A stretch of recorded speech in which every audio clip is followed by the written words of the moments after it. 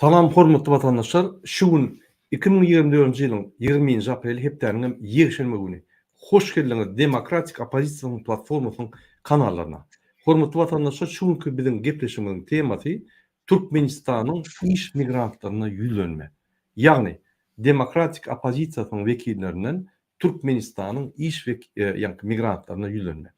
Biziň şu günkü gepleşigimizde ine Konstitusiýon Centrynyň ýolbaşçysy Muhammed Döýüji gatnaşýar. Muhammed aga, salamu aleykum. Selamünaleyküm ve aleykümselam. Selam vatandaşlar. Muhammed aga, ine maňa söz berseňiz, men birinji başlaýyn, onsoň ýanky sözleri ýanky gepleşigi dowam edip sözleri çalyşyp aramyzda. Ine hormatly vatandaşlar, şu günde Türkmenistanyň iş migrantlarynyň ýagdaýy Ilaytada, Rossiýada we Türkiýede gatagyr. Men misallar getireýin, siz menden hem gowy bilýäňiz. Şu Türkmenistanyň içinde ýaşaýan, sizin pullaryňyzy alýan adamlara ýanky düşündirmek üçin şu zatlar düşündirýän. Ine birinji Rossiýada başlaýyn. Men guruluşduğum iş migrantları bilen Rossiýadaky bizim Türkmen iş migrantlarymyzy dokumentlary, köpüsiniň dokumentlary geçen, möhüreti geçen. Köpüsiniň wizalary ýok, köpüsiniň iş ruhsatnamasy ýok, ýanky işlemek üçin. Şolary polis tutanlar, eger dokumentlary düzük bolanlar, onu urşalyp gidýär. Her hile edip, ýanky grajdansyň mal bermeli bolsa da, ýa-da Mariupol'a iş diýip alyp gidýär, şo ýerde de gelýärler, onu 3 gün işledip, wayenny işe edip urşak gidýär. Ýa-da deport lagerine salyp, ýanky deport etdirýär. Şertem goýýan onda. Ine isteseň urşa git, ýanky Rossiýa Ukrainanyň urşuna git. Biz sen grajdansyň da bereli, pulum bereli $1,5 aýyňa $1,5 aýlyk bereli. Ine bolmasa sen ýanky mejbur hökmünde deportasiýa bolup, ýani öz watanyna gitmeli bolýan. Ine ünsürüm.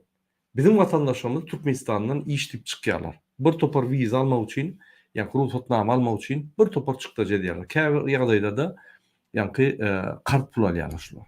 Kart pul alyp gidýärler de edil Rossiýada ablawlara gidipdi. Hemme şäherde mümkin ablawlara dürlüdür, derejesi dürlüdür bolýan ablawlara gidipdi. Ine şo ýerde häzir kunna Türkmen migrantlar taaqsymen gizlenip polis tutsa, ýanky immigrasiýon surby tutsa, şöýde 5.000 rubl oly zyatka berýärler. Şeýdip sypyp günlerini görýärler. Olar käbir wagt aýdýar, "Murada, biz günümizde 5.000 rubl gazanýan bilemdi." Şeýdip ýanky gizlenip öz ýagdaýlaryny gurun berýärler. Ine şu ýerde Türkmen hökümeti, ýagny ýerine ýetiriş hökümeti, prezident we onuň ýerine ýetiriş hökümeti hökman suratda Türkmen gazdanlaryna kömek etmeli. Näçip? Türkmen gazdanlary ýerine ýetiriş hökümetiň problemalaryny, ýagny sosial problemalary Türkmenistanda çöýýärler. Öz dogry anlaşylan pul ogrulyp, ýani Türkmenistanyň sosial problemalary ýeňledýärler hökümeti. Türkmen hökümeti, ýagny iş ýerine ýetiriş hökümeti şu günde Daşy işler ministrligi, içiniň migrasiýasy, içiniň hökümeti, ýolbaşçylar şu migrantlara kömek etmenden geçen tertine şuru ýanky gysyp, taala, pullaryny alyp, gaýtyp üstlerine hatlar ýazyp, Rossiýa hökümetleri bilen işläp Türkmenistanyň içine ýanky ýeni türme salýarlar. Türme diýen Türkmenistan bir türme. Şeýdip ýanky günlerini biziň Rus migrantlaryna bolýar. Indi biz Türkmen migrantlary barada aýtsak, ine Türkiýede Türkmen migrantlar barada aýtsak, ine şo ýerde biziň migrantlarymyz olaryň gizlenip bir toparynyň kimligi ýok, bir toparynyň ýanky pasportyny möhüreti tutardy. Häzirki 24-nji ýylyň soňuna çeldi ýanky uzalaryň pasportlaryň möhüretleri tutup gelýär. Kimliklerim, olaryň kimlikleri anulýat edilip bolýar. Şoň üçin olaryň ýagdaýy kyn. Olaryň öz işlerinde ýatmaly bolýar, işe gidenler şo ýerde gatir tap bolmaly bolýar. Olaryň tutulan ýerine deport lagerine salyp, ýani deport kampına salyp, o ýerden adwokatlara $1,500-3.000 pul berip ýasyp ýalar, ýa-da şonu berse de Türkmenistana gitmeli bolýar. Türkmenistana aýdanda da seni ýiberýärler, Türkmenistana sen bilen puluny tölemeli bolýan, ýa-da gidýän ýerinde, ýa-da Türkmenistanda. Ine bütün dünýäde şeýle bir karar bar da.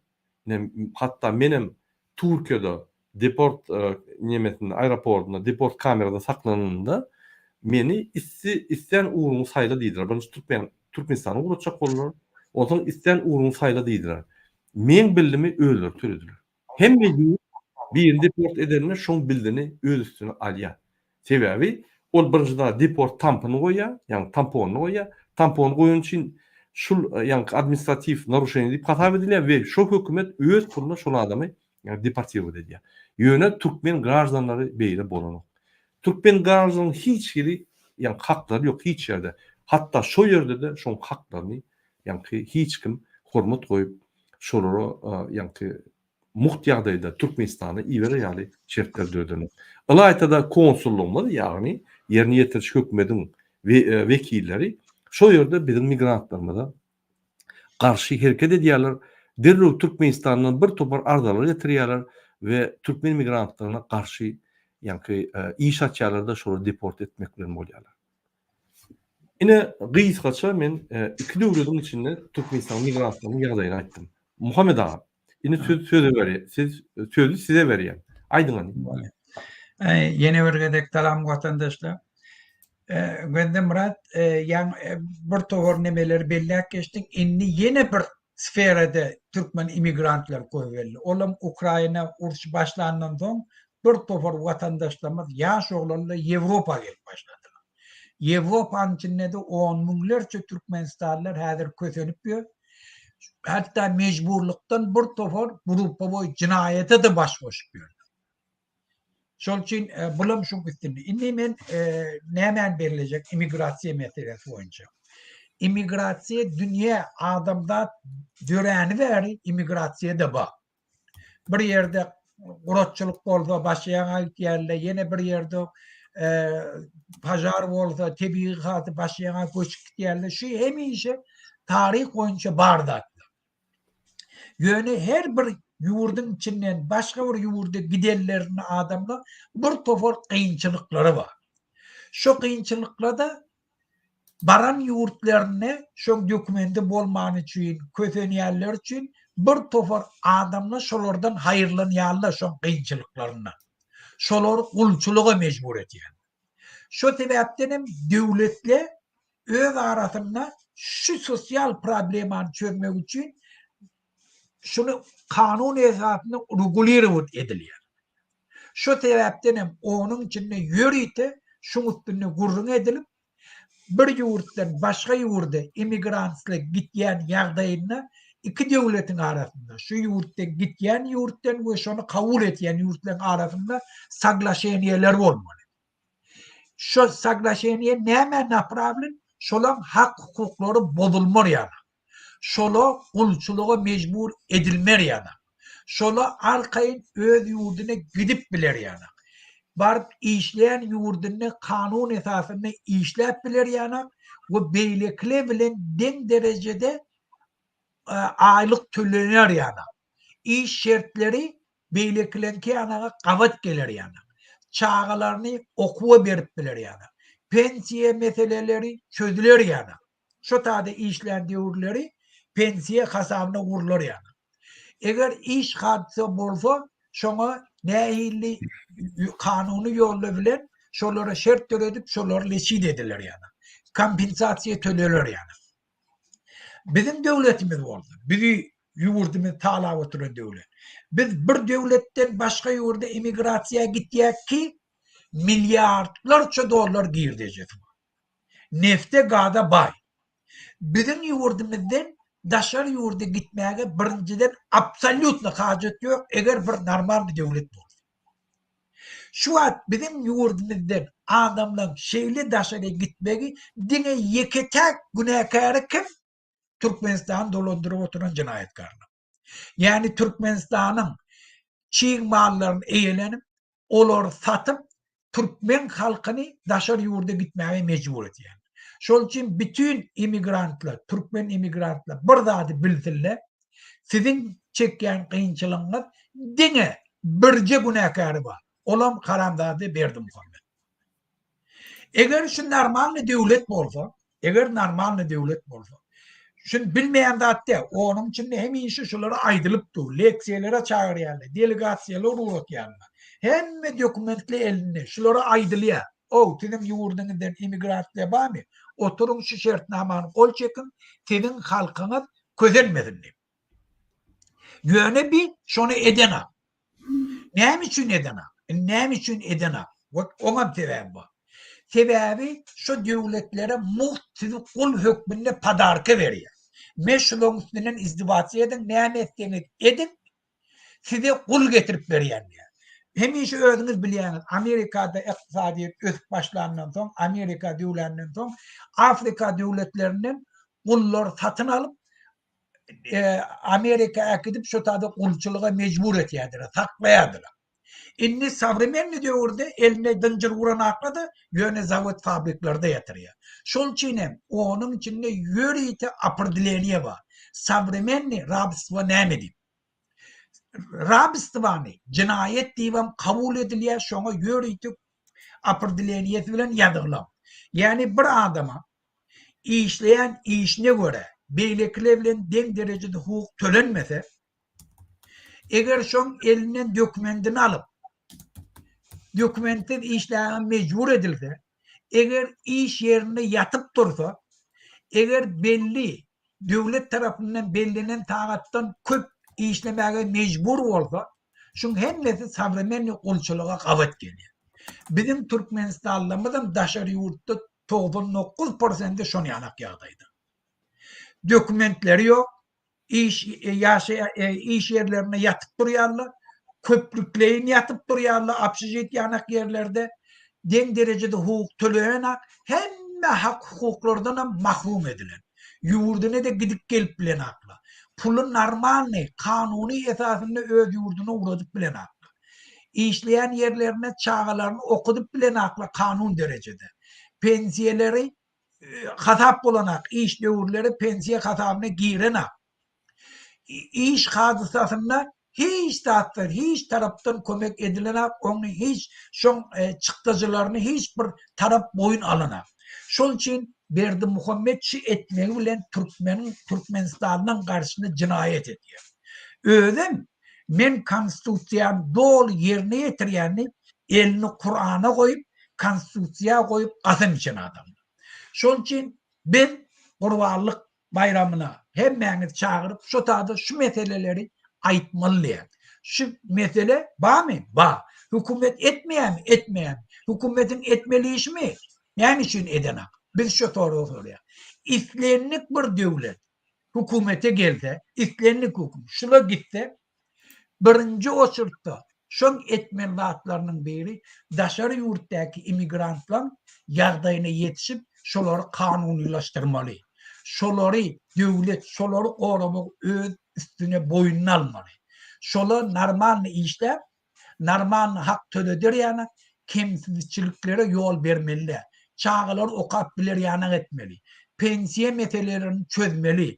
Eğer işte bir travmadan altı hükmen devletle öz arasındaki şartnamanın esasında şolun çıktıcılarını tölemeli. Şol için şu hükmen devletin edamalı da. Eğer Türkmenistan'da bir siyasi ütköştük olarsa şu birinci borçlarının biri. Şonun biz hemmek şahit ya. Daşarı yurttaki imigrantlar. Közenip görüldü. Sizin hemmenizin bir cebet bakçılığınız var. Olam şu karanlığı. Sebebi kanuni borcunu yerine getirenek.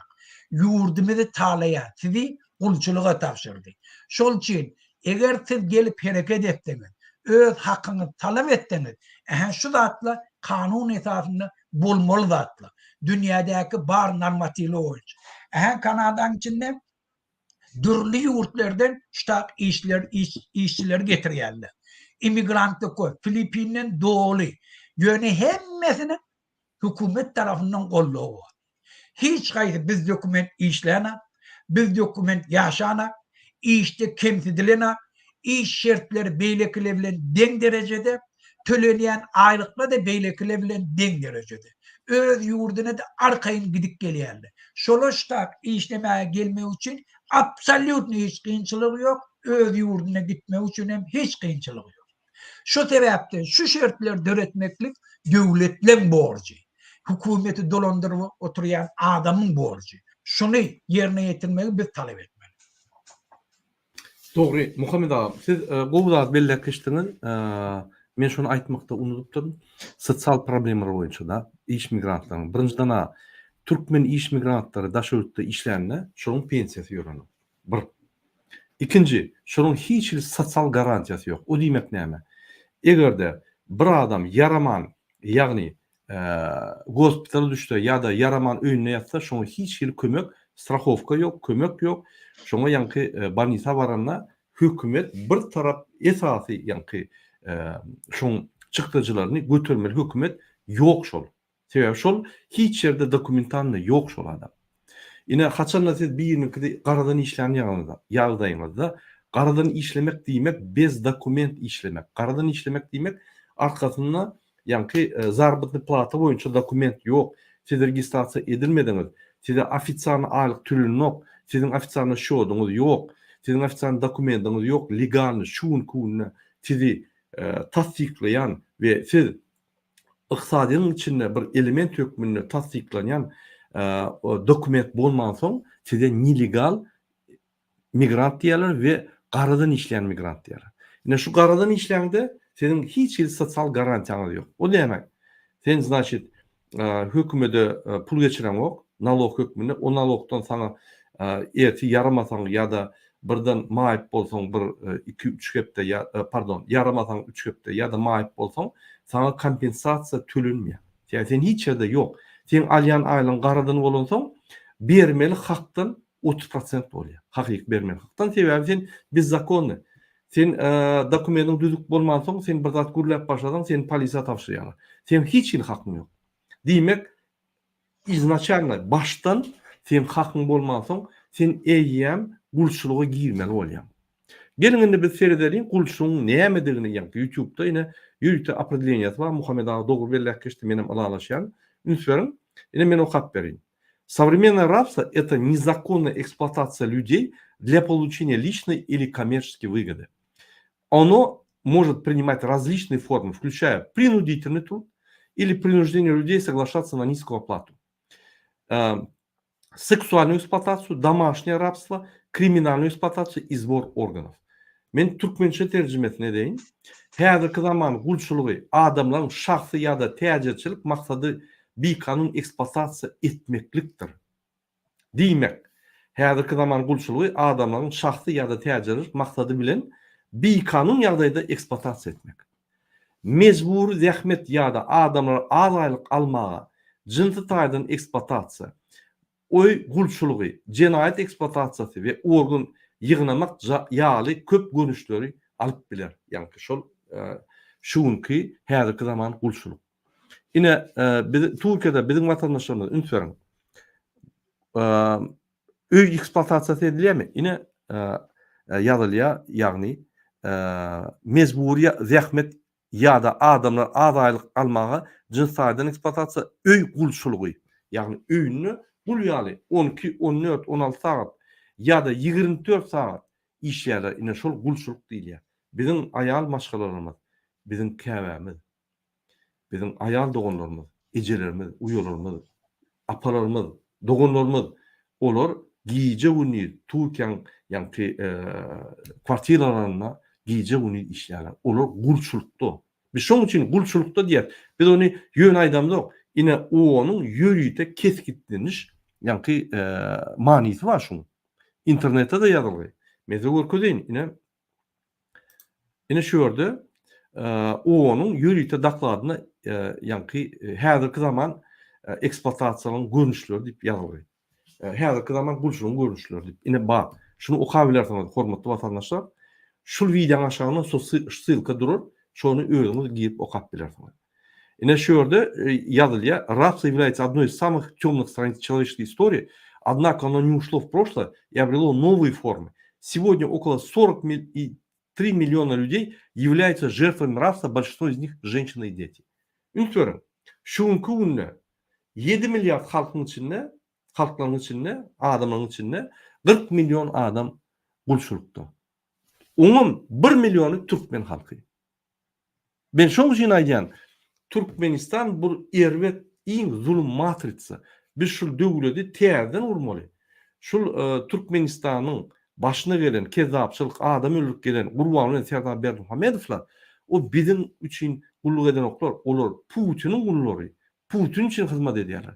Bizim tek döwletimiz guramdyk. 91'den bäri biz döwletimiz gurk guramdyk. Bize derek o Türkmen maşy lakamly bir kezzap Niyazow öz döwletini gurdy.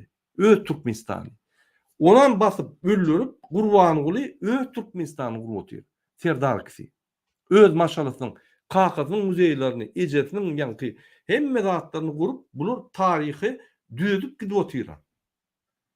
Siz gözüňizde göreňizok, analiz edeňizok, şu tarapa gidip otyrlar bular. Men şoň üçin aýdýan. Häzir sen jaý almak üçin işleýän, erti jaýyňmy diýär. Jaýyň bilen, ýeriň bilen, çagryň bilen, ýanky Türkmenistanyň bilen Gurbanlyň Türkmenistanyny gidip otyr.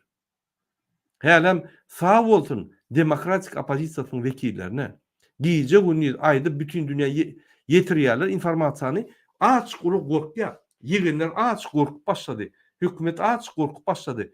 Hökümetde işleýän kezzaplar açyk çekinip başlady. Unutmaryň şu zatlara.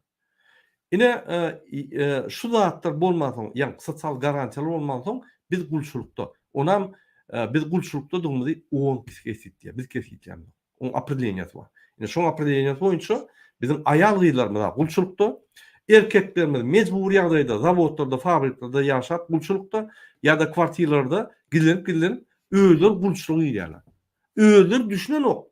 Näme bolup geçýänini özleriň gulçulukdadygyny düşünen ok. Şo bizim iş migrantlarymyz. Biz häzir şu tema ýene-de ýa detalaryny aýdar. Ýöne şuňlukça ine biz gulçulukda şunu biz doğal boyun almaly. Doğal boyun almasak biz özümüz ağladığımız bolýar.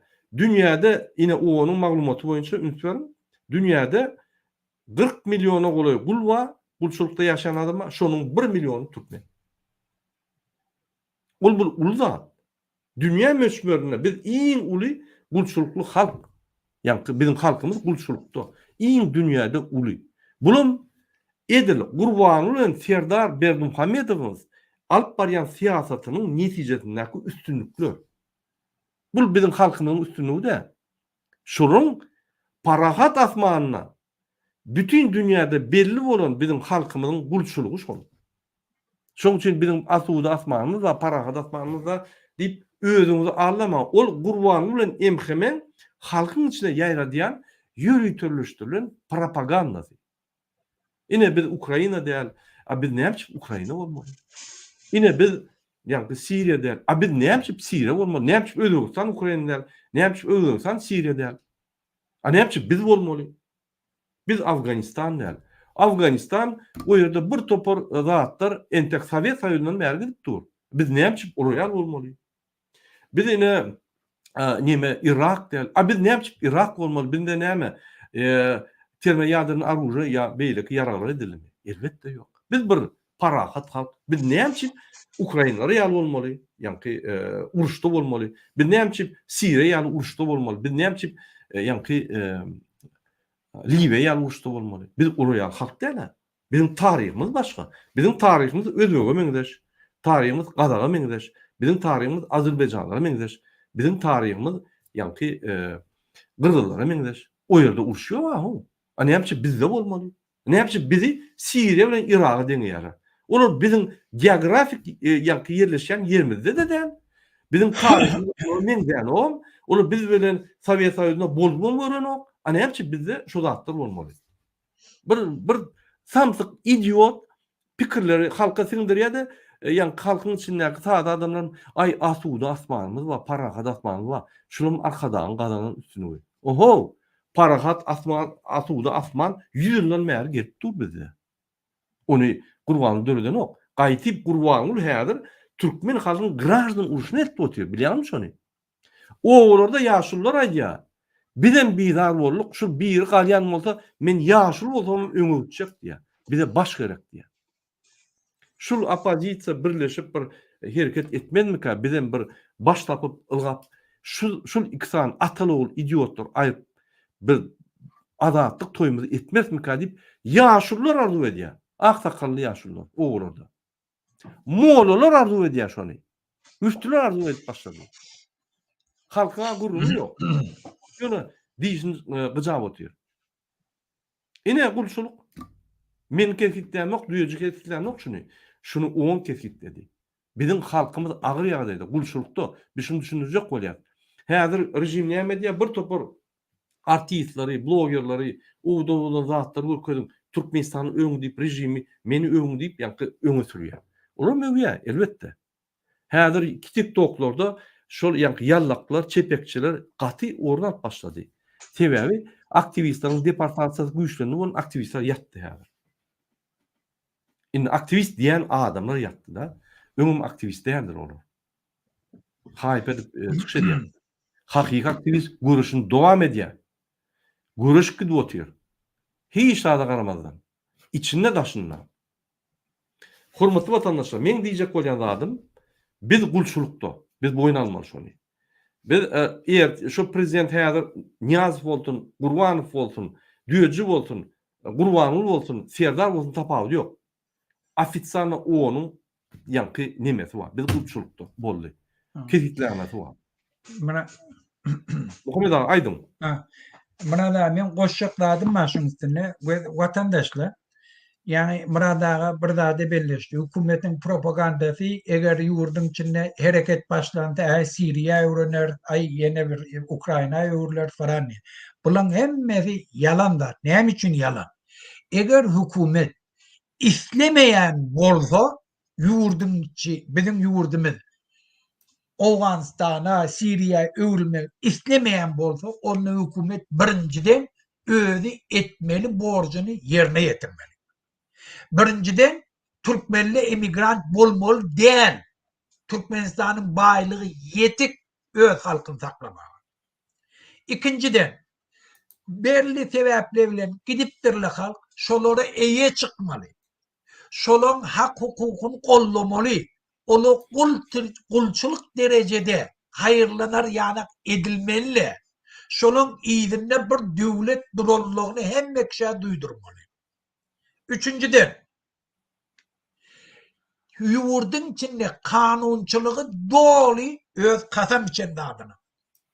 Doly yerine ýetirmeli. Şolny yerine ýetirjek bolsa, adamlaryň kanun bozmak şertlerini aýyrmaly. Näme üçin hükümetin içindäki adamlar kanuny bozýar? Näme üçin? Birje sebäbi. Bir topar haramdada bolmak mümkin, köpüsleýän bolmak mümkin. Ola hemme ýurtlarda bar. Oňa karşı umum struktury işleýär. Ýöne strukturylar normalny işlejek bolsa, kanun doly yerine ýetirjek bolsa, prawa naruşenýerler tapjak bolsa, özleri kanuny bozmaly. Özleri kanuny bozmajak bolsa, şolar normalny ýaşamaly. İşleýän ýerlerinden normalny aýlyklaryny alybilmeli. İş şertleri şolara doly döredilmeli. Şonna hükümet içindäki işleýän kanuny gorayan adamlar kanuny gorajak bolup göreşýärler. Bizde tertine. Şol için bir ýurdun içinde hükümetin içindäki işleýän adamlar kanuny bozsalar gödep halkyň elinden çöregini alsalar bir kanun. O zaman ýurt näme üçin Siriýa öwrilmedi? Şol için Siriýa öwürýärler kimle? Şu karamdada. Şu karamdadan aýyrma. İkinci bellecekler. On ýöne ýerden keyfine gulçylygy apyrdylenýe berene. Bütün dünya döwletli oturup maslahatlaşýar. Näme üçin? Onuň esasy funksiyasy dünýäde parakatçylyk üçin etmeklik. Şu parakatçylyk üçin etjekdi bolsa, parakatçylygy bozýan şertleri aýyrmaly. Şu şertlerin biri gulçylyk. Yani bir halk kul bolup gulçylyga mecbur edildi adamlar, şöyle hökmen eline yara galyp göreşýärler. Hökmen şu ýurtlarda gражданский uruş bolýar. Şol uruşda bolmar ýany. Şo zatlaryň öňüne almak niýeti bilen ondan döwletler aýtýarlar, "Hey, şu zatlary siz etmelidiňiz." Uruşyň öňüne geçmek üçin. Gражданский uruş döremer ýany. Düzgünçülük ýurdun içinde bolmar ýany. Şol için hem şonu ýany apyrdylenýe berýärler, devletlere de aitiyarlar, statistik dağınlara yığınayarlar. Hem işi şunu kontrol etmek için, şöyle bolmar yana, cinayetçilik ösmer yana. Şol için Türkmen devleti birinci öde terörist, birinci öde Türkmenistan'ın hopsuzluğunu bozayan adam. Şu sebepten biz hemme gücümüzü yığnamalı, neme? Türkmenistan'da kanunçuluk bolor yana. Kanuni koruyarlar, şunu yerine getiriyarlar, normalini yaşayıp normalini aylık alır yani. Şoları şu şartlarda öğrettik. Adamın kul olmağına şart öğretmesek, onu yurdun içinde hemişe bir tarakatçılık için edebilir. Yine hormatly vatandaşlar, men size Kelios madalsyonuna yatan bizim vatandaşlarımız yankı biýüne yok bolup giden, biýüne aýrylan adamlara yankı madalçylyk öködýän, madallarını öködýän ünsörüm.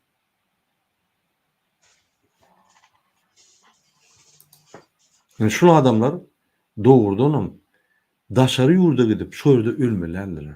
Daşary ýurda gidip şu ýerde işlemelerler.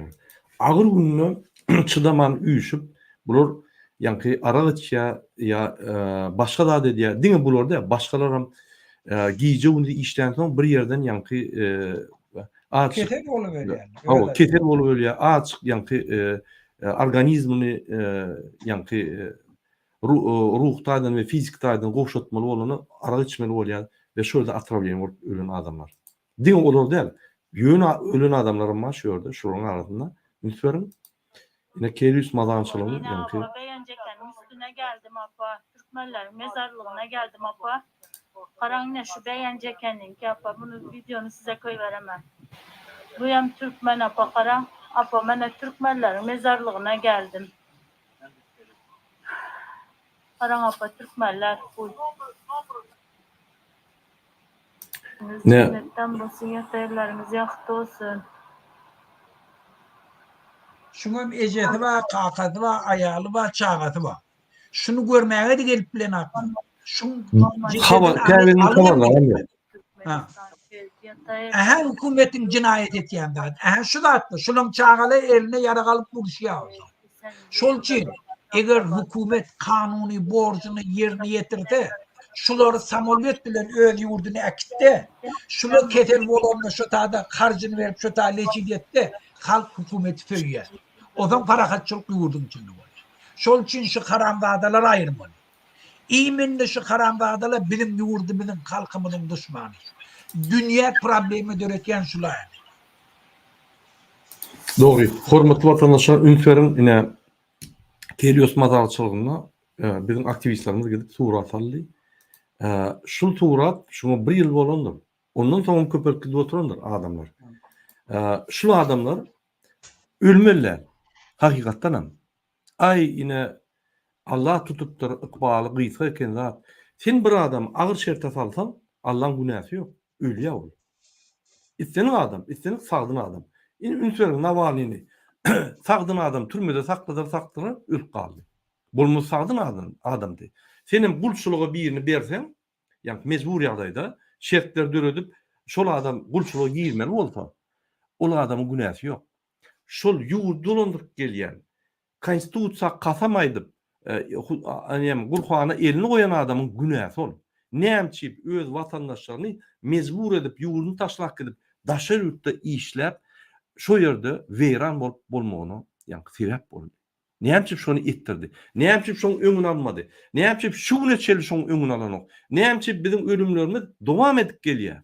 Näçip Serdar Berdimuhammedow özüne men prezident diýip ýani ýazan şiir diýip mollan ýanyna gaýdyp onun Türkmenistan'ı dolandırmagyny öwrenýän bolýan bolsa, näçip gönül problema terip şonu çözen ok. Näçip viza girdi ýa bar ýa çözgütleri gadagançylyk. Viza girdi ýa şol adamlar çykmasyn, şurada ölmesin, içinde ölsün hiç kim bilmeýär. Hiç bir video surat çykan ok, biz gysyp ýatyr, köçede iki adam duguşup bolan ok, biz gysyp ýatyr bilmesin diýip. Näçip şu zatlar prezident bolup ýerine ýetiriş hökümeti jogapkärçilik çözen ok. Näçip general konsulluk Türkiýedaky şu mazarçylara baryp ýa-ni adamyň ölýänini ketgitlep, şoň statistikasyny görüp, şoň öňüne alanok. Näme şu zatlar bolup geçer? Näme hökümet halk üçin işlenok? Ine şu zat, şu toraly köp, şu toraly jogaplar gerek bide. Ine şoň üçin biz Gurbanlyk güni, birinji gün Gurbanly Serdar Berdimuhamedow mesjide getirip şu toraly jogap berdirmeli. Näme öz yetirmeli borçlarını yetirenok, öz arkadak şäherlerini gurýarlar. Näme sebäpli bizim pulumyzdan, bizim büdjetimizden, bizim tebiň baýlyklarymyzy satyp pul berip öz arkadak şäherini gurýar. Bizim hem iýleşlerimiz, bizim watandaşlarymyz daşy ýurtda, gulçulukda, ofitsialny gulçulukda bolup, şo ýerde ölüp, weýran bolup, maýyp bolup, şo mazarlarda başga bir watandaşlarymyz pul zyňyşyp jaýlanyp, şoluň hatda cesedini getirilenok Türkmenistanda. Näme şu zatlar bolýar? Ine şu zatlara birinji Türkmenistan prezidenti Unakar ve Gurbanly Unakar. Sizler Kilos mezarlığında. Ine hormatly watandaşlar, Burada mene birden koşaýyn şuna. Aydın. Burada men ýaňy ýakynlykda Angliýanyň premier ministeri İran'ın hükümetine 500 milyon näçe pul töledi. Bir öz grajdanı olan İranlı. Bende dvaymoy grajdansı var. Hem Angliýanyň grajdansı var. Şon türmeden çıkarıp alıp geldi. Hiç de adam dedi, öz kardeşlerini görmeye gidipdir. Hiç kimem de, aytýan bir hükümette işleyen adamım de, bir grajdanı prosto.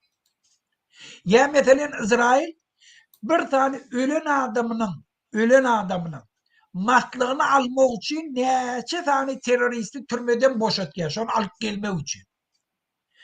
Bizim grajdanlarımız ähneki, yatıyla şuna hiç de diyene, ve şunu alıp gitmelik kellelerini diyor. Yani bunlar bizim halkımızın pristavitillerde, bizim yurdumuzun hakiki eýelerde, bizim halkımızın taylamadığı adamları, bunlar dine borçları yurdu tağlamak. Şonu etýärler. Şol için bunlardan biz diýmeli. Biz gene, men özüm näçe habarlar eşitýärdim de, Türkmenistan'da ham, menem ananmaýardım şoňa da. Meselen habarlarda eşitýär, ay bir tane grajdanny bir ýerde ölüpdir, şonu samolyot bilen getirýär. Aýtýar, o bir grajdanny gidip näçe pul terip döwletin başga etmäni işi ýokmu diýär. Ýok, hakykatdan bula etýär eken şu. Sebäbi halkyň sesini aljak bolsalar, şu zatlary görkezmeli. Aýtmaly, men şunu etýärdim. Bizde demokratiýa ýok, bir adam hemme kişi Elçarov otýardan eden etdiğini etýär garanda. Şol üçin watandaşlar, eger demokratik döwlet bolsa, eger hakiki adat taýlaw geçirildi, eger metbuat adatlygy bolsa, eger kanunçylyga mekanizm bolsa, hormat goýdurulýan mekanizm bolsa, onuň döwletiň içindäki işleýän adamlar öz etmeliladyny etýärler, halka gowrunjak bolup, halkın göwünü aljak bolup, enlik saýlawdy özüni saýlatjak bolup, onuň halka yaranjak bolýarlar. Gowy işleri etýärler. Şol üçin biz hökmen Türkmenistany ütgetjek bolsak, gurbanlyga barmaly. Gurbanlykda hökümeti jogapkärçilige çekmeli. Şu videolary ýaýratmaly. Şu urda hereket etýän aktivistleri gollamaly. Bitapawut bolmaly. Bizim hemmemizin ykbalymyz şu zatlarda. Şu videolar näçe köp ýaýratsak, näçe köp adamlar şunu eşdi, näçe hökümet işgärleri şunu eşdi, ola da öz hak hukuklaryny göz ýetirer. Siyasi ütgeşikli bolsa, ola näme kazanjagyny göz ýetirer, öz betbahtçylygynyň kimdenligini bilerler. Hükümetin eger durjak bolsa, onu hökmen bir towar zatlar etmeli bolar. Şu haramzadalar şu video seyredip, ondan immigrantnyň şeýle ýaşamagyny gözüni ýumyp bilmer. Ogly bilen kakasyň arasynda dawa bolar. Ola diýer, "Ho, kaka, sen nätirip ber?" Hemme ýerde aýdy otýarlar. Bizim etmeli adamyzam şu. Näme üçin etmeliler? Bar getirmeli. Hi bolmany bir towar zady etjek bolarlar. Şol üçin şunu ettirmek üçin siz şu videolary ýaýradym. Bizi gollan, bizim ýerimizde durun. Bir towar gep gurrunda vardır. Eyle, beyle. Ben bu adam taýlajak bolapda. Ben bu adam Muhammed Düýeci ähleki perişte diýdirjek bolam da. Bize gelip Muhammed diýýär en erwet adam. Ýöne şuun kun men erwetligim sizin derdiniňi çözmeýär. Meni gollap şuun kun. Şu haramdadany, şu videolar, şu haramdadadan din tanıp erti kun siz özüňizde şert töretýäňiz gowa adamlary, arasy adamlary saýlamaga. Şol üçin kimde kim şuun kun gelip aktivistler biri düşman etjek bolsa. Ay bir eyle, bu falan diyecek bolsa. Bilgin, bilip ya bilmeyen düşmana hizmet etýär. Şuun kun bizim hemmemizin durmuşumuzun ıkbalı barjada da var. Şu haramdadadan din var. Şu haramdadadan dinamızdan son yurdun içinde hükmen şert töreye her kimin eden ettiliğini analiz etmeyene, oturup şoň üstünde pikir etmeyene, özünü görkeden adamları, gow programany beribilýän adamlar saýlamaga bize şert töretýär. Bu kun ol adam eyle, bu adam beyle, ol dine düşmanım. Bizim aramızdaki talyan hileti, mekirligi. Şol üçin oň üstünde pikir etmeýän. Şuň kun gurbanlyga pikir edin. Şu videoları yayratmaga pikir edin. Şu videoları her bir Türkmenistanyň içindäki işleyen adamlar, şu taýda hökümetin içinde işleyen, halkyň golugyna öz hak hukukyny dolu göz ýetirmäge, kim şonuň betbaşçylygy, günäkärligini göz ýetirmek üçin şu videoları yayrat. Sağ olun Muhammed ağa. Yine hormatly vatandaşlar, bir demokratik opozisiýanyň adından azap çekip günne 12-16 saat işleyen daşörtde bizim vatandaşımıza bilinýär. Siz Türkmenistan'ı terk edip maşgalaňyzy, finans problemalaryňyzy çözjek bolup daşörde gitmeli bolmaly. Giýje uny işläp Türkmenistana allygyna puly berýär. Biz hata etdik. Ortaça 1.300.000 goly, 1.500.000 goly Türkmenistanyň raýatlary daşörtde işleýärler. İş migrant hükmünde. İstenen adam Türkmenistan terk edip gidenen bolsa dogun anlaşylaryna ýanky puly berýär. Diýmedim diýende biz 1 milyon adam alyp bilýär. 1 milyon adamyň ýanky 80% $200 taşlasa Türkmenistana kimde kim 500 geçirýär, kimde kim 700 geçirýär. $200 alan ýagdaýymyzda Türkmenistana her aýda minimum $160 milyon gelýär. Diňe daşynda işleyen Türkmenlerden. Türkmenistan'ın hükümeti pul tapman, bütün dünyada dilep, kardalıp, kardıçı olup kaldı, üstüne ulyalar. Avrayı dökül gitti. Dubai'den $300 milyon alıp 3-4 ay Türkmenistan'a saklak geldiler. Ünlüklerin 300 milyon 3-4 ay sakladılar. Ayda 160 milyona oluyor. Dine bizim öz migrantlarımız, yani iş migrantlarımız Türkmenistan'a pulu oluyor. Şu pullar için bu migrantları yani şular kömek etmeyen, şular hormat koyman, şular sağ olsun diýmen, gaýtyp şular işläp daşyny ölýärler, onu şoň cesedini Türkmenistana getirmek. Ünsörüm. Şul hökümet, Gurbanly Serdar Berdimuhamedowlar, bular bizim tarapymyzdan saýlanan hökümet däl. Bular Putinin gullary, bular watan dönükleri, bular watan düşmanlary. Men size bir video görkezýän. Şu videoň serdiňde özüňiz baha berin. Türkmenistanyň prezidenti nähili we beýlek bir döwletiň prezidenti nähili. Ünsörüm, men size bir video görkezýän. Soň deňişdirersiňiz. Türkmenistanyň prezidenti nähili.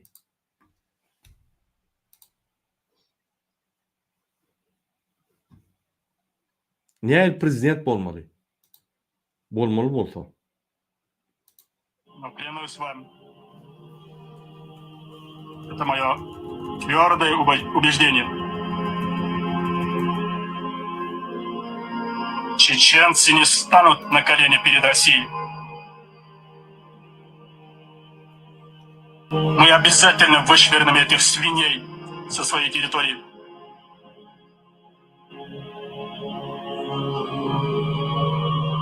Никогда России не удастся поставить на колени чеченского президента. Ünsörüm, hormatly vatandaşlar, gaty waýdan gady var. Никогда Россия не поставит чеченского президента на колени. Bizim bolsa ikisany idiotlarmyz. Göl barıp aýagyna ýykylyp aýagyna oşýarlar. Rossiyada bir zat bolsa birinji bolup böküp ýa-ni öz gynanjyny bildirýärler.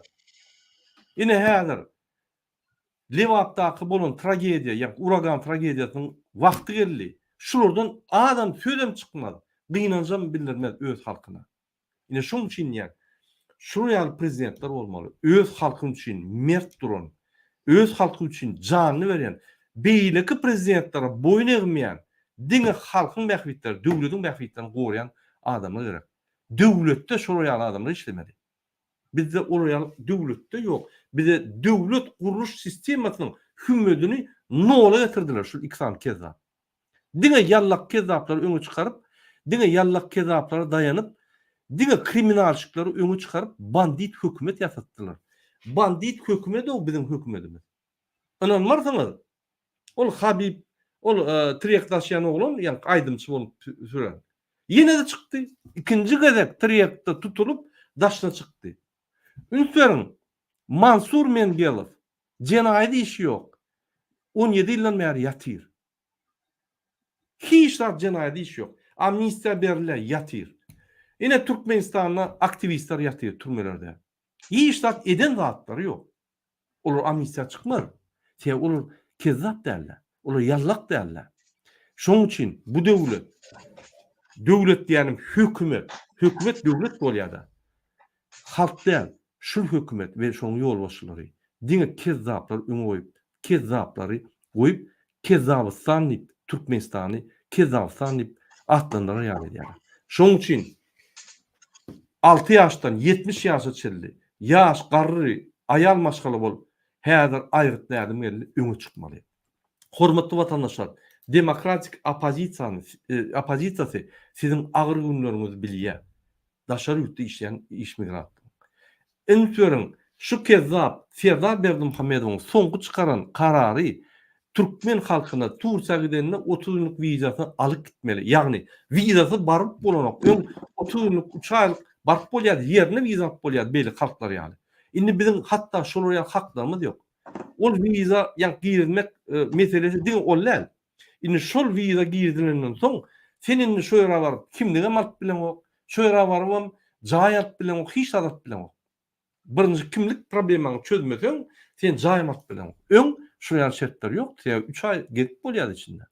Beýlik döwletleriň ýa-ni wekilleri ýaly. Häzir Türkmenistanyň gражданlarynyň haklary uturdy. Ilaytada iş migrantlaryň ýagdaýy has agyr. Pensiýa ýok, sosial ýa-ni garantiýa ýok. Bir ýerde yaraman elini aýagyny kesse ýa maýyp bolsa şo ýerde öz-özüne kömek etmese kömek etjek ýok. Hökümet ýok arkasynda.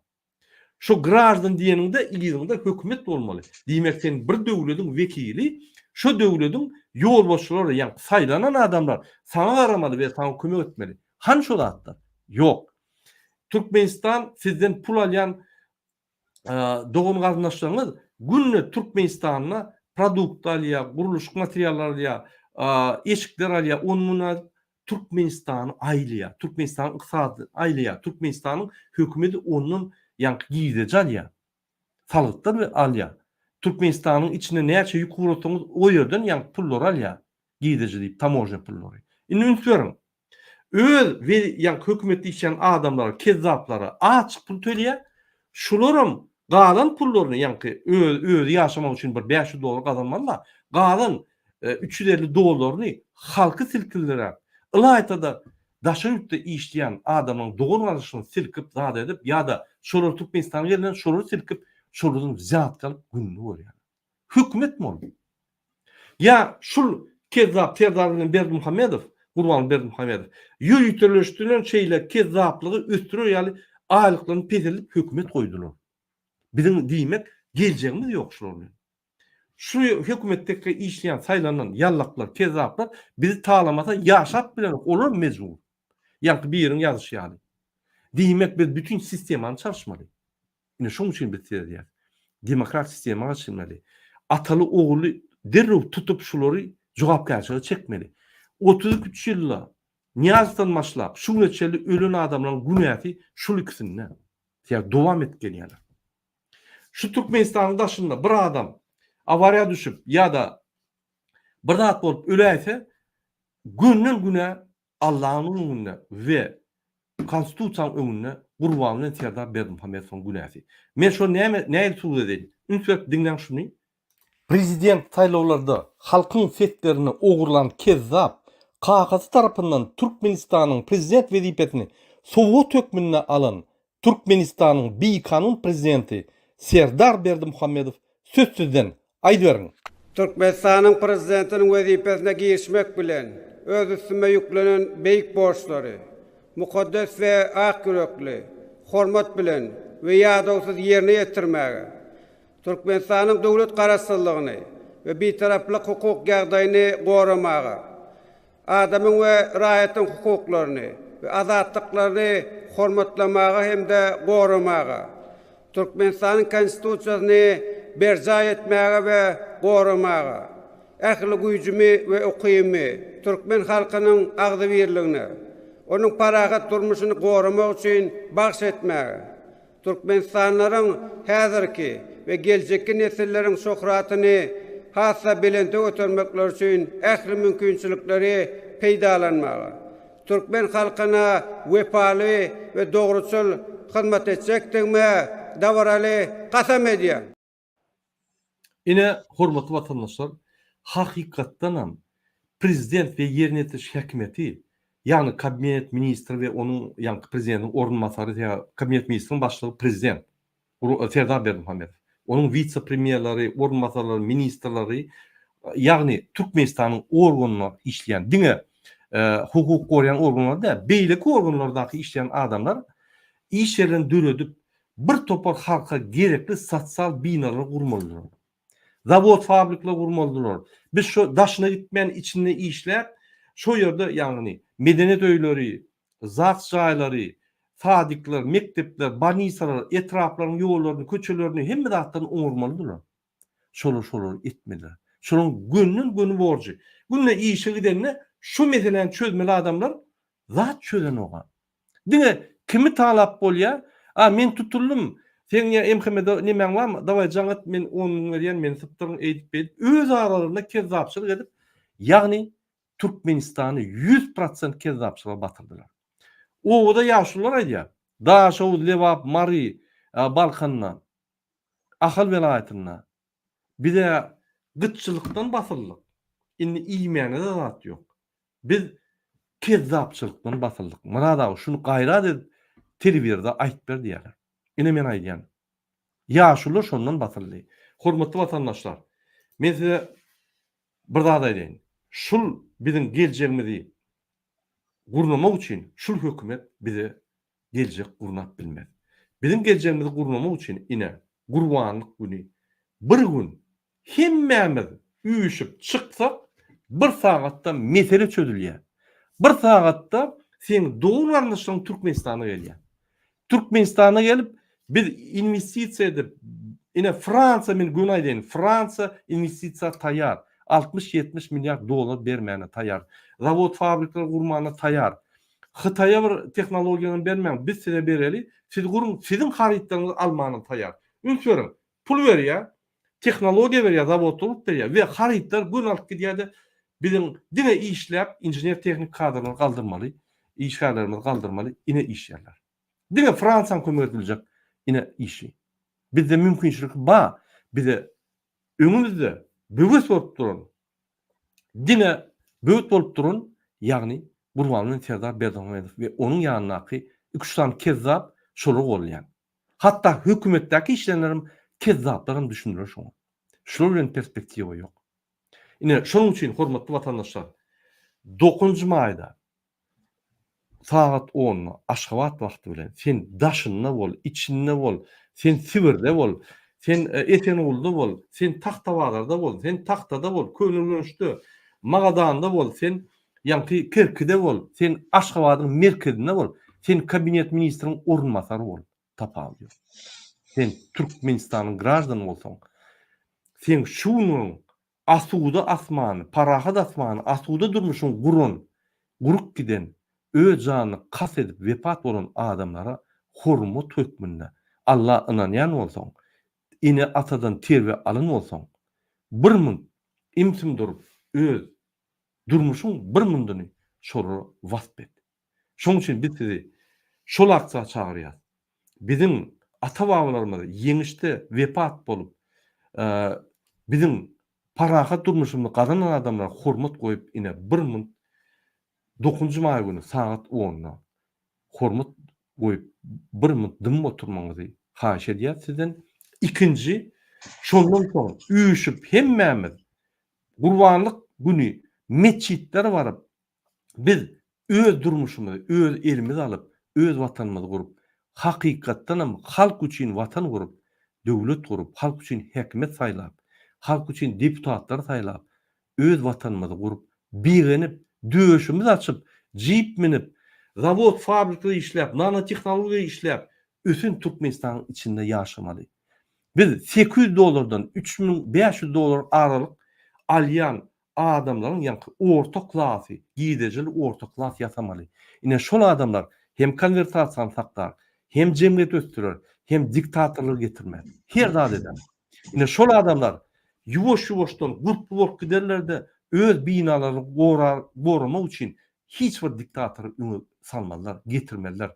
Partiýalar açarlar. Şo partiýalar bilen işleşip öz isteklerini, öz durmuş ýa-ni maksatlaryny öňe goýup şo partiýalary işlederler.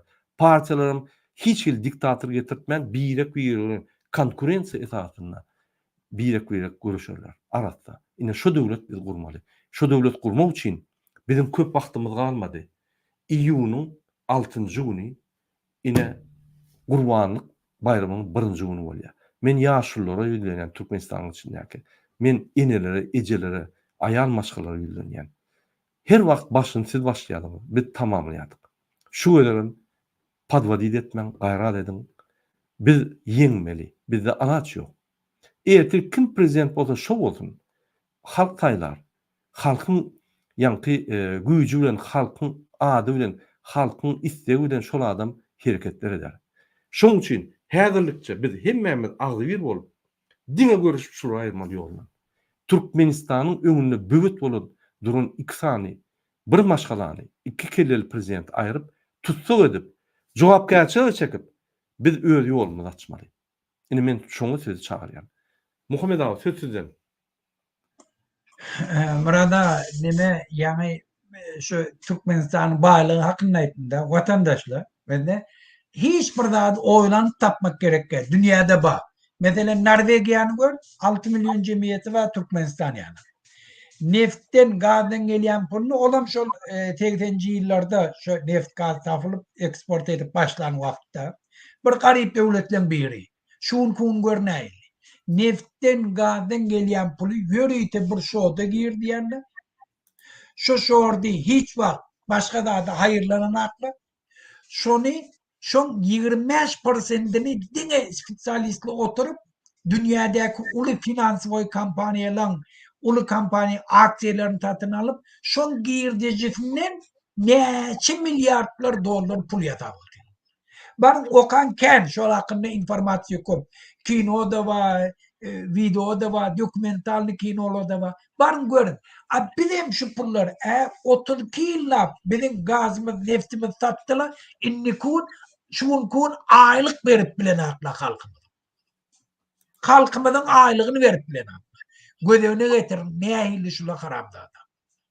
Şol üçin watandaşlar, eger wejdanıňyz bolsa, eger namusyňyz bolsa, eger imanyňyz bar bolsa, eger öz çağlaňyz o döwletde ýaşamagyny arzu etýän bolsa, eger arlygyňyzy köpenmejek bolsaňyz, eger Türkiýe ýanyk ýurtlarda ol bolmajak bolsaňyz, eger çağlaňyz o bilim okuwalar ýanyk etjek bolsaňyz, eger öz işleýän ýeriňizde döwletiň içinde dastoyny aýlyk alyp, halkyň hormatyna munasip boljak bolsaňyz, şu haramzadalardan diýin bolýar. Şundan diýinjegem bolsak, indi razleşeýän ede gerekkä.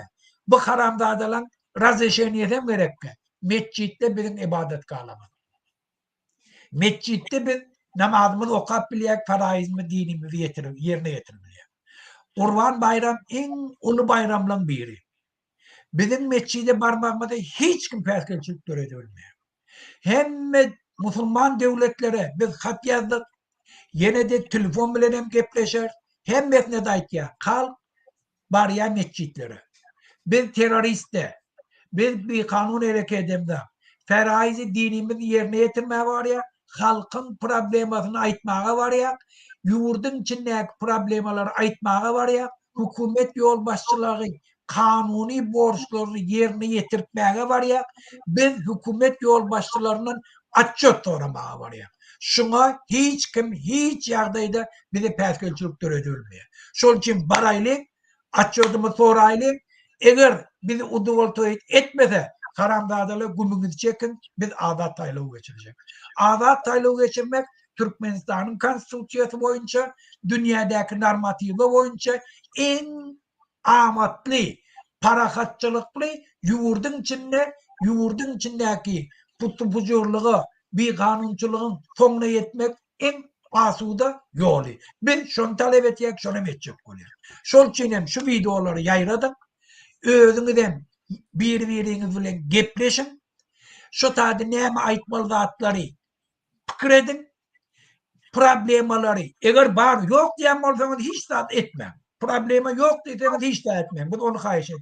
Eger bar diýip hata etýän bolsaňyz, eger kösenýänçiligiňiz çyn bolsa, onda gidin şu zatlary edin. Bizim iýiňizde, bizim bütün dünya jemgyýetçiligini sizin iýiňize çekýär. Türkmenistan'ı ünfünlerdir. Sizin karşınızda birden cinayetçilikli bir yol bilen size bahsedecek olsa biz bütün dünya cemiyetçiliğini size çekiriyor. Biz şunu 3 yılın içinde subut ettik. Biz şuna tayinlandık. Bizim aktivistlerimiz hem yerde var. Neçe 100 tane şu an adamlar Türkmenistan'ın meselesini internetin üstü bilen açık aydın otuyorlar. Şol için sizin haberleriniz inni giyillenip yatılmaya hemmesi bolan vaka, bolan yerine şu vakt bütün dünya yayılıyor. Şol için çekinmeye hiç dert gereği yok.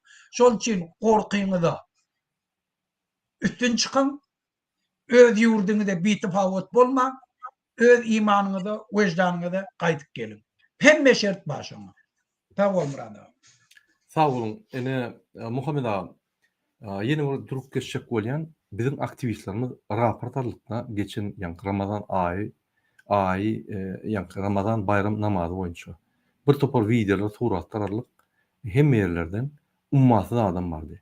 Men yeni bir gerek şol Ramazan bayramına barıp namaz okuyan ve Ramazan ayına Ramazan tutan adamlara ve ondan daşary ýürüýte öz watan üçin, öz geljek üçin meçitler barın adamlara hurmat bildirjek bolýan. Köp sağ olun.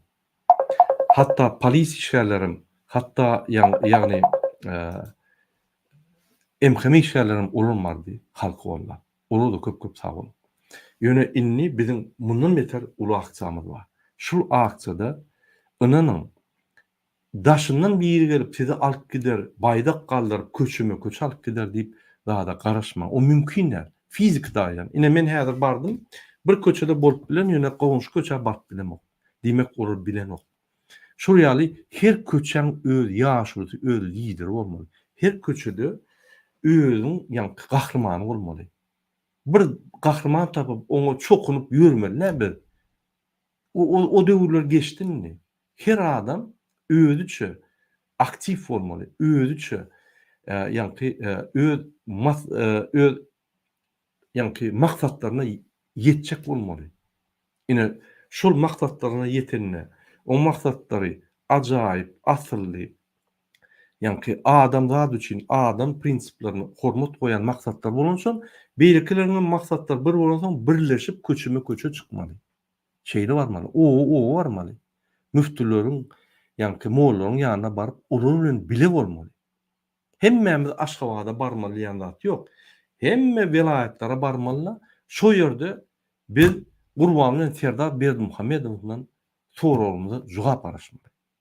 Şoň üçin aktivistler bar, siz üýşeňizde öňüňize çykar.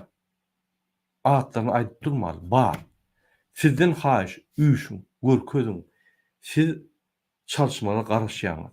Siz isleýäňiz baht durmuş. Görkezin. Haçana çelli gul bolup daşyny göreli.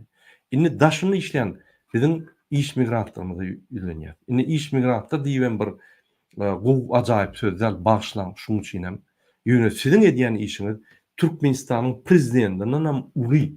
Sizin goşunluğunuz, Türkmenistan'ın iqtisadını ýa-ni toplamak üçin goýan pullaryňyz, sizin edýän sosial problemalaryň, ýa-ni çözýän problemalaryňyz Türkmenistanyň prezidenti Serdar Berdimuhamedow çözülen ok. Inanyň Serdar Berdimuhamedow mara bark gaýtdy. $1 milyon gowrak pul ýöne zyňyrly. 3 adamlar turup bir aýlap trnovka edip gynap, zat edip gynap ýöler. Häzir hatda studentlary ýa-ni perrif bolanyna daşna gidip kiostan fitçal garny doýurýarlar. Olam ýok indi. Şolu daşna çykarmany gorkýarlar. Soğutkolaryny barýarlar. Ol ýaly faşist ýa hökümet bolmaly. Läla ho, türkmenler, siz ýadyňyzdan çykardyňyzmy? Sizin bir türkmen halkynyň wekilleri ho, MHM polisde işleýän, ýa institutda işleýän molimler, hökümetde işleýän gurbanyň ýanyna ýallaklar aýdýan. Utanardyňyz ertir. Adamlar barmak masar size. İýdiňizden gelerler ýygnamana. Goýun inni, ýallaklaryňyzy ýatyryň inni. Habib ýaly bolmaň o, bollun edin. Olara watan çalışdyysam böküp çalışýar. Bir pul berse gidip ýa-ni watandan çalışýar. Bizim watanymyz başga ýok. Bizim watanymyz Türkmenistan. Gitjek ýerimiz ýok. Biz görüşmeli. Men Akbel Saparaga soru berdim. Düýün gurlaşyp. Akbel Saparaga, näçip sen ýa-ni görüşýän? Sen maňa gaýrat etdi şu türkmen identifikasiýasyny, ýa-ni türkmen halkynyň identifikasiýasyny bir 5 tane sözlemde aýtyp ber diýip haýyş etdim. Jogap berdi, men ýöne aýtjaklar jogabyny. O jogap berdi. Men diýjek bolýarlarym. Biz identifikasiýamyzy ýitip barýar. Biz öz aňyrdan gelýän däp desturumuzy ýitip barýar. O häzir kunna görkezlen däp desturuň ýa-ni prezident öwüp ýallaklap duran däp destury, o bizim däp desturumyz däl. Türkmen beýle bolmady. Biz mert halkyň ýa-ni kiçik bir topary. O halk bütün ýa-ni Merkezi Aziýa, Çeçnya çeli dargady. Men keypini Çeçeni görkezlemok. Şo ýerde de bizim halkymyz ýaşaýar. Edil Çeçen ýaly mert. Näçip şolar mert bolup galdy? Biz bolsa şo bir halkdan dürülen adamlar Türkmenistana ýallyk bolup galdy. Düşündirin maňa. Ýanyň kommentarida şuny. Hormatly watandaşlar, şunuň bilen biz öz efirimizi gutarýar. Muhammed ağa köp taňýakyny gelip ýene Korrupsiýon Sentrynyň adyndan demokratik opozisiýasynyň wekili bolup gelip çykyş edýän pikiriňler ýa-ni ýyllar boýunça görüşüp gelýär. Demokratiýaň prinsiplaryny, demokratiýaň sistematyny Türkmenistana ornaşdyrjak bolup bütün energiýany goýup görüşüp gelýär. Köp taňýakyny size. Benim öz adımdan senden, sizin aktivistlerimizden minnettar, iyili giderli. Men bilýän näde, diýje ünni diýişiňiz şu. Şu ören, gowy häsiýet, gowda şunu ýanak näçe aktivistlerimiz köp bolsa, sizin aktivistleriniz ýanak. Biz hökmen ýeňer. Bitjek ýörýok. Muny ýanak diktatorlar taryh köp gördi. Bir diktatorym diýär, bir garamdada. Hiç bir dada okuýup bolmýok. Gepini aýdymam bilenak. Siyasata da düşünenek. Diňe ogurlyk etmän bilýär, o da gorkup bir taryhy wagtda bir jinayet edip hökümete gelen adam. Ertisem aglap durjak adam. Şol üçin men bu bilen işim ýok. Watandaşlar, men öz borcumy öz watanym üçin hemişe eder. Men her bir Türkmenistanly öz hak hukukuny gorajak bolsa, öz ýurduny ütgetjek bolsa, ýurdunyň bagtly bolma hereket ýa men hemmesi bilen işleşmäge taýin. Men hiç kim aratyny tapawut goýmam. Men bir arzum bar. Berdimuhamedden dinim Türkmenistany ýurdumyň eýeleri, hakyky eýeleri eýe çykan demokratik sistema ursun. Indemeýlek bizim Türkmenistanlymyz hiç ýerde közelmesen öz ýurduny, öz watanyna buýsunyp getirle. Türkmenistanlı dünýäň hemme ýerine nira barsalar kellerin galdyryp getirler. Şonu etmek üçin bizde hemme şert bar, şuna päsel berýändir. Bir karamda bu şom bir topar döreden mehanizmi we pulnyň güýji bilen bir topar adamlara, bir topar hereketleri bilen bizim aktivistlerimiz bir-biriyle uruşturýarlar. Gerek däl gurrunlar tarýarlar, bir topar adamlar güýmeýärler. Şol üçin şular aradan aýryly. Kimin kimligini biz wagtyň geçmegi bilen görür, ýurduň içinde azat taýlaw bolanna kimi taýlamallygyny halkyň özi biler, şonda kimin näme aýtmaga zady bolsa, şu sferada aýdy bilerdi. Şol üçin bu kun ona karşı geplemek, çıkış etmek, ol dine düşmanın hilesi, şoňa baş koşmak, dine bir zady gözegine tutup, urwarlykda şu karamdadynyň dineli, halky şoňa mobilizowat edeli, ýurtda demokratik sisteme gurmak üçin hemmemiz taýin bolar. Sağ ol Murat, etýäniň üçin ören minnettar. Sağ olun Muhammed ağa. Hormatly vatandaşlar, gurbanlyk getip gelýär. Birinji güni ýeňýär, iki günim şu Türkmen dünýäde bolsa Türkmenistan getirip bayram edýär. Gelin şonu edelim. Hoş sağ olun, inlik gepleşiklere çelli. Sağ olun.